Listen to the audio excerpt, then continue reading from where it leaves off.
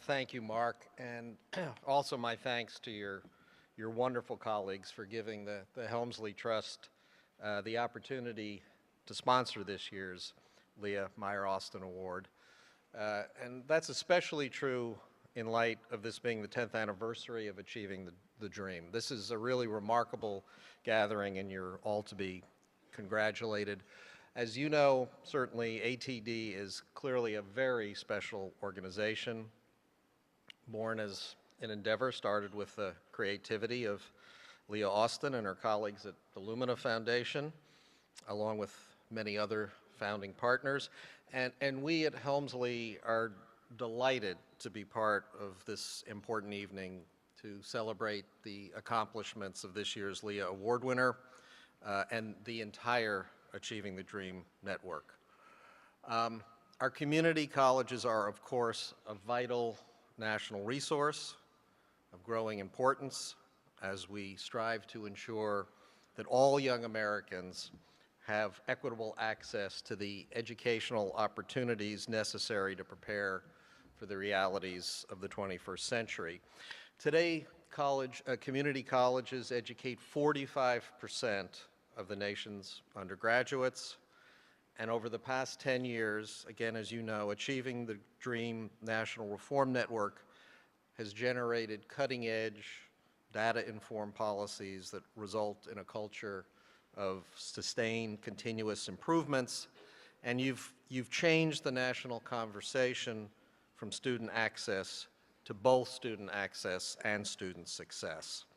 The network has expanded its reach to close to a third of the 13 million total students enrolled in community colleges. And so again, my congratulations on 10 years of helping many students achieve their dreams of securing the educational opportunities to which they are entitled.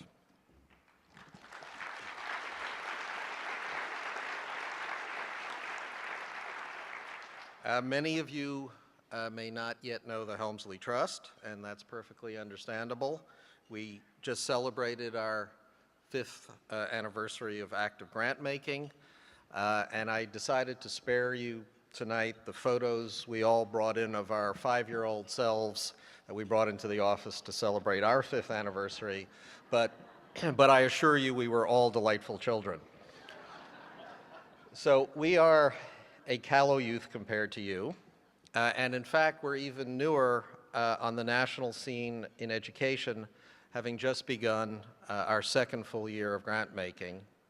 And I want to take a moment to acknowledge some of our education staff who are here tonight and are really on the front lines of what we do at the Trust. So let me introduce Rich McKeon, who is the director of our education program, Ryan Kelsey, who is the program officer who leads our higher education portfolio, and Sue Tway, who keeps both Rich and Ryan out of trouble, and thus is by far the busiest member of the Helmsley team.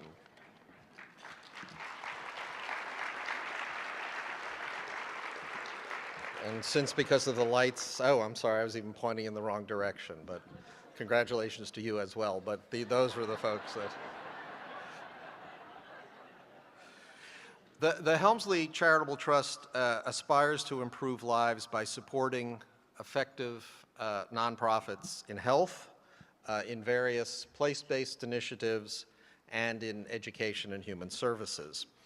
Since 2009, when the Trust began its active grant making, we've committed more than $1 billion to a wide range of charitable organizations. Through its national education program, the Trust views education as a lever to advance both American economic competitiveness and individual social mobility. In the K-12 system, the Trust focuses on ensuring that all students graduate high school prepared for college and careers by supporting teacher effectiveness and the adoption and implementation of high academic standards. And we are, in that regard, among the most active foundation supporters of the Common Core State Standards Initiative. In post-secondary education, the Trust is primarily focused on increasing the number of science, technology, engineering, and mathematics, the so-called STEM graduates, who can participate in the high-growth sectors of our new economy. And we do this primarily through our support of networks of colleges and universities who are committed to improving teaching and learning practices in the STEM disciplines. We also focused on important wraparound supports that help all students, but particularly underrepresented students, so that they can persist and complete their intended degree programs. A primary example of our work in the higher education area is our support for Achieving the Dreams Post-Secondary State Policy Network. And this network has, as you know, for the first time added some vital STEM-specific pathways in selected states. And we are thrilled to partner with ADT on this important work, as your commitment to both equity and excellence is a cornerstone of Helmsley's support for higher education. In fact, in my former career as an attorney, I spent time advising clients how careful they had to be in using terms like equitable and excellence in dealing with investors and merger partners. So it's a real pleasure now to deal with an organization like ATD, which is justified, as we attorneys would say, beyond a shadow of a doubt in using such terminology. With respect to education, the race young Americans run is not a fair one. They don't all line up on the same starting line. They are asked to confront hurdles of differing heights and frequencies, and the distances they run, even among the best athletes, may vary for any number of reasons, including individual preference. Community colleges are an absolutely vital part of any strategy to provide opportunity through a college education for all those who aspire to seek it. And Achieving the Dreams network of community colleges represents the very best that this sector can achieve with hard work and a commitment from its leaders and its faculty, students, and communities to achieving both equity and excellence. All right, with all that in mind, let's get to the really important part of the evening, which is the awarding of this year's Leah, Meyer, Austin Award. Each year going back to 2009, the winner of the award has demonstrated outstanding institutional achievement in creating policies, practices, and an institutional culture of equity and excellence. This year is certainly no different. As you will see, the review committee faced an especially formidable challenge in trying to pick a winner from such a strong pool of applicants. So could we have, I'm not sure Bill's going to make it, Mark, Bill, and also Leah Meyer Austin come up here at this time?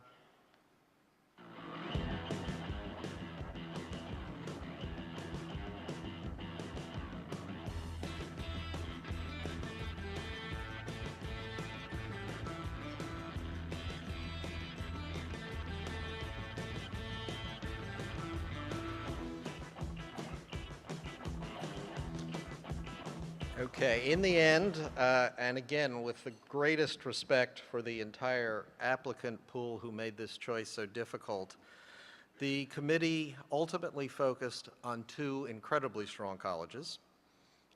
Both have been leader colleges in the ATD network since 2011, and both have been pursuing whole college solutions to improving student success and equity. Both colleges have tailored their approaches to the needs of their unique student bodies, as well as their own institutional cultures. Both colleges are continuing to implement new programs and practices to help more students to graduate, while strengthening and scaling strategies that have proven successful to date. The first college, as the committee noted, distinguished itself through the dedication of its leadership, faculty, and staff to student success and equity, leading to retention rates of students of color and Pell Grant recipients surpassing that of the overall student population.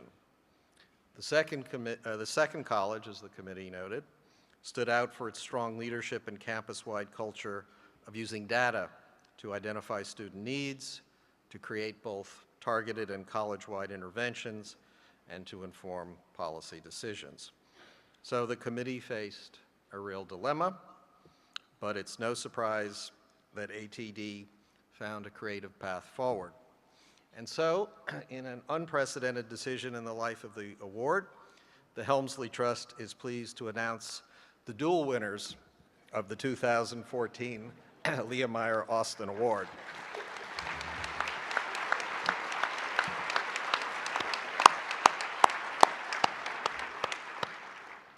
First, from the great state of Massachusetts, or as we used to call it when I was in high school, extreme southern New Hampshire, but that's another story. And as you all no doubt know, the institution at which the Robin Williams character in the movie Good Will Hunting served on the faculty, Bunker Hill Community College.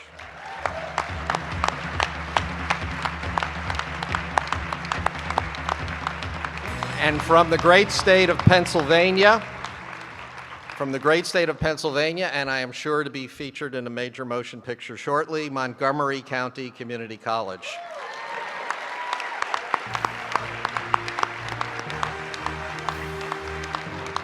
So will the presidents of Bunker Hill and Montgomery County Community Colleges, Dr. Pam Edinger, that's Edinger, not Ettinger, there's no favoritism here, and Karen Stout and their teams please join us on stage.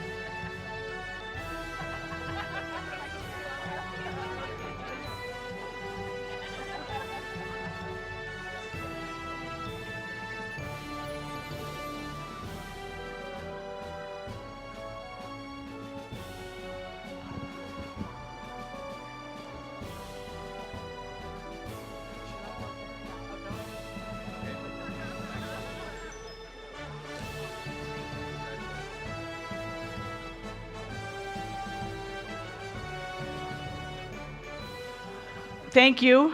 I'm Karen Stout. I'm president of Montgomery County Community College, and part of my tremendous team is behind me, and I want to thank them and say how proud I am of our journey and how wonderful it is to be recognized. I think this award acknowledges our willingness to persist, to live in and through what can be difficult conversations that I say build a culture of candor, and to learn how to fail fast to get to success. In fact, this award in many ways is much more about failure than it is about our successes. I want to thank our faculty at Montgomery.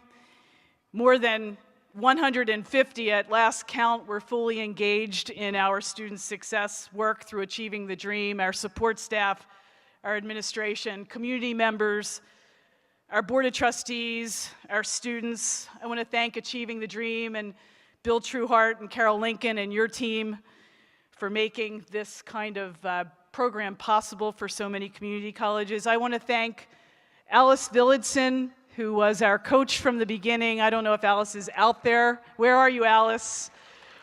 There she is! Thank you, Alice.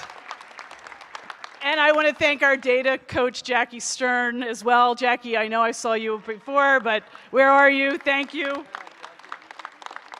And I want to thank every college in this room, every faculty member in this room, every community college colleague president in the room, because we learned a lot from you to help shape our reform work.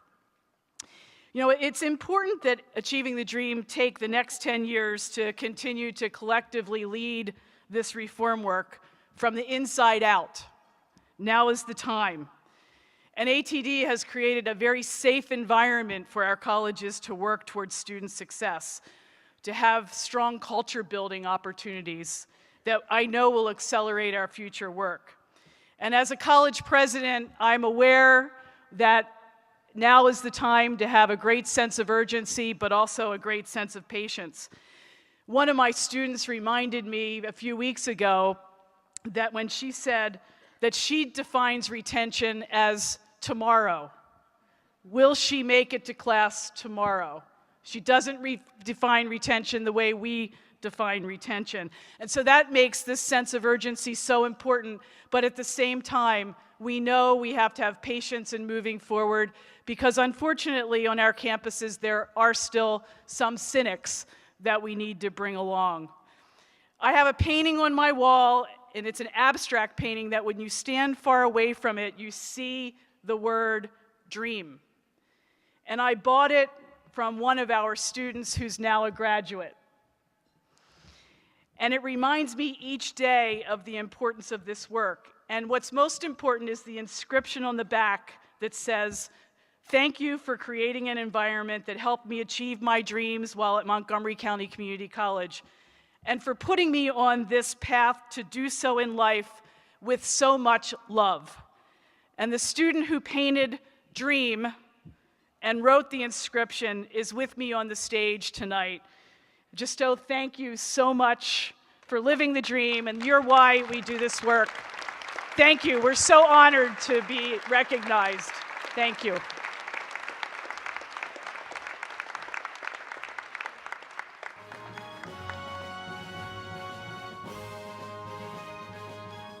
Congratulations, Karen, and your team.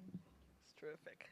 Well, first of all, I would like to thank the Helmsley Trust for this great honor, and to thank a whole bunch of people, starting with the leadership of Achieving the Dream. Bill and Carol, what terrific work you do. And our coaches, Jackie Belcher and Ted Wright, and thank all of you.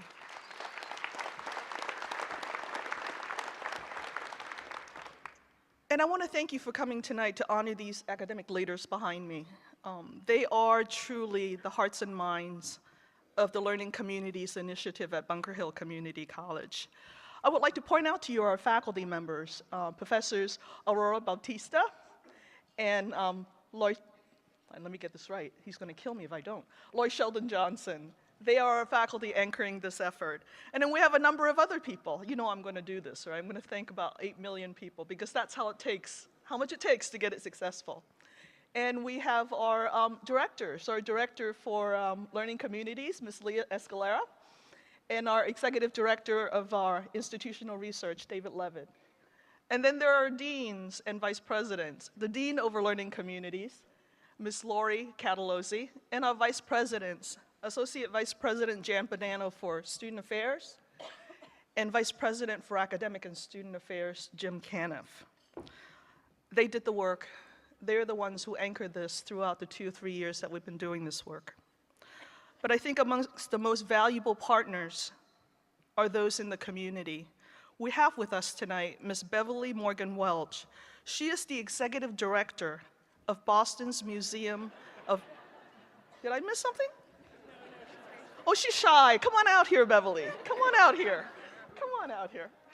Beverly Morgan Welch is the Executive Director of Boston's Museum of African American History. She, in the process of our work, has become one of our teachers to our students, and she has made her museum into a classroom in the field. That's what we need to get our students to succeed.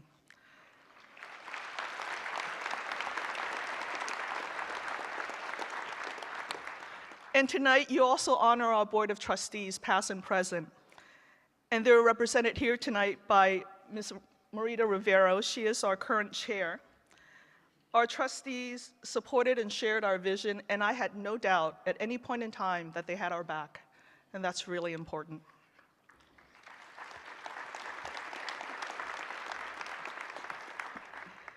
And we know that every movement starts with a spark.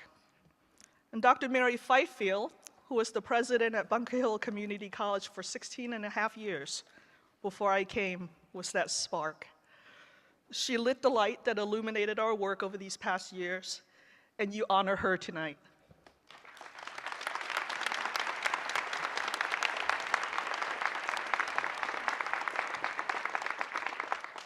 So all of us here, I believe, faculty and staff, community leaders, and presidents and trustees, both past and present, I think all of us are bound by an idea, the origins of which began half a century ago, when the Reverend Dr. Martin Luther King marched on Washington for jobs and freedom. And I really do believe that the central idea of that march is that education is foundational to the American dream. I lived it as an immigrant, and I can tell you it is true. And we as community colleges, we are democracy's college. We open our doors to everyone, and they all come to us, and we are committed to the success of all of our students. For that is the work of social equity and social justice. I often wonder why community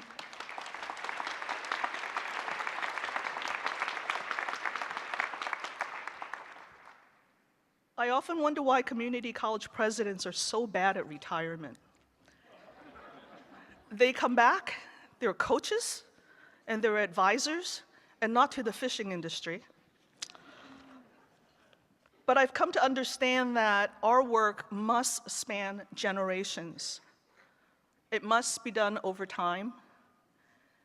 Because what we're changing is not one student's or even one class's achievement gap. What we are changing is higher education's habit of mind. It takes generations. It takes the passing of the torch from Mary to me and me to someone else. We don't own the work. We're only a piece of the work as it goes across time.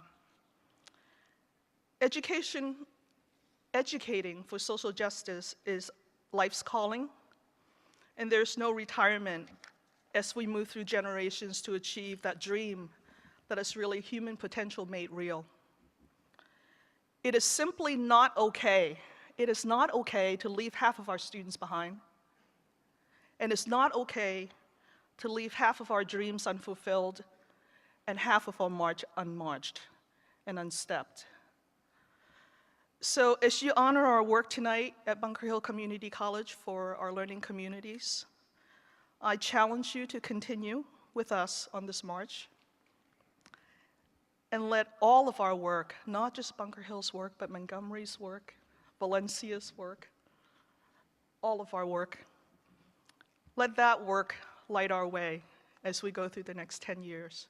Thank you for honoring us tonight.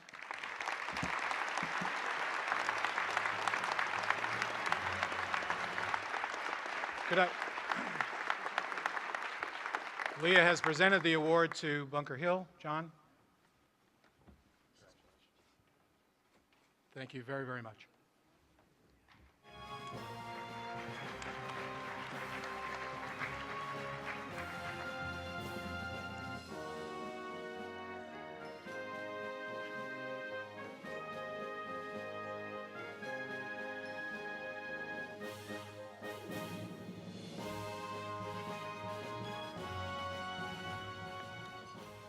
Would you please join me in one further round of applause for this year's award winners and also for the remarkable organization that is ATD.